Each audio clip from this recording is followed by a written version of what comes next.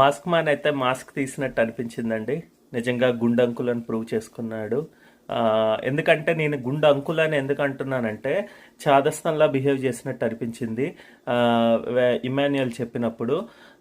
ఆయన నిజంగానే తనకి బాల్డ్ హెడ్ ఉండి అంటే బాడీ షేమింగ్లా అనిపిస్తే గనక అది ఓకే, అప్పుడు చెప్పినా ఓకే. కానీ అసలు ఆయనకి బాల్డ్ హెడ్ కాదు, అది షేవింగ్ చేసుకునే హెడ్. ప్లస్ అక్కడ మిగిలిన వాళ్ళు నవ్వారు కాబట్టి తింతో ర్యాపో ఉన్నా కూడా అక్కడ ఓవర్ ద బోర్డ్ వెళ్ళినట్టు అనిపించింది మాస్క్ మ్యాన్ అయితే. అలా కాకుండా ఓకే బ్రదర్ అలా అనద్దు, నాకు నచ్చట్లేదని ఒక్క లైన్లో తేల్చుంటే తన యొక్క డిగ్నిఫైడ్ ఆర్ వాట్ ఎవర్ ఇంతకు ముందున్న మెంటాలిటీ బాగుండేది అనిపించేది. ఇదైతే కనుక ఈరోజు చూసింది నాకు ఆయన సాగదీశాడు అనమాట. ఏంటంటాడంటే నువ్వు ఎంతైనా వెళ్తాను, నేను గుర్తుంచుకుంటాను, నేను మాట్లాడతాను, నేను మాట్లాడితే నీకు తట్టుకోలేవు, ఇవన్నీ చెప్తాడు. ఎందుకు అవన్నీ అవసరం ఉండదండి.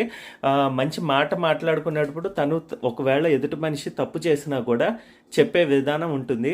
ఏదో నేను షో కంటెంట్ చూపించాలి చెయ్యాలి అన్నట్టుగా చెప్పినట్టుగా అనిపించింది నాకు. ఎందుకంటే తను అంటాడనమాట, నీ గురించి మధ్యాహ్నం నేను ఫుడ్ కూడా వదిలేశానని. అక్కడ అసలు ఇమాన్యుయల్కి అది తెలియని కూడా తెలియదు, అవసరం కూడా లేదు. ఎందుకంటే ఇమాన్యుయల్ ఏమి నాకు వచ్చి ఫుడ్ ఇవ్వండి అని కూడా అడగలేదు. బిగ్ బాస్ తినద్దన్నాడు, ఓకే.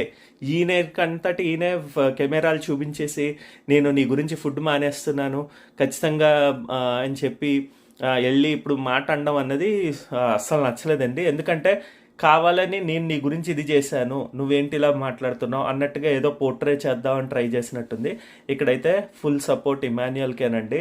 ఆయన వచ్చిన ఆయన యొక్క కంటెంట్ అంతకుముందు తెలియకపోతే అనుకోవచ్చు, ఆయన ఇలాగే ఉంటాడు. సరే, కొంతమందికి నచ్చకపోవచ్చు, చెప్పచ్చు అనమాట, చెప్పే విధానం అంటూ ఉంటుంది. సో నేనైతే ఇక్కడ నేను అంటున్నాను, బట్ అది నేను బాడీ షేమింగ్ చేసినట్టు కాదు, ఇట్స్ జస్ట్ ఎ ఫన్ అనమాట. అది ఫన్ కింద తీసుకుంటే ఫన్, అంతేగాని ఏదో కావాలని ఓవర్ ద బోర్డ్ వెళ్తే కనుక అది కరెక్ట్ కాదు.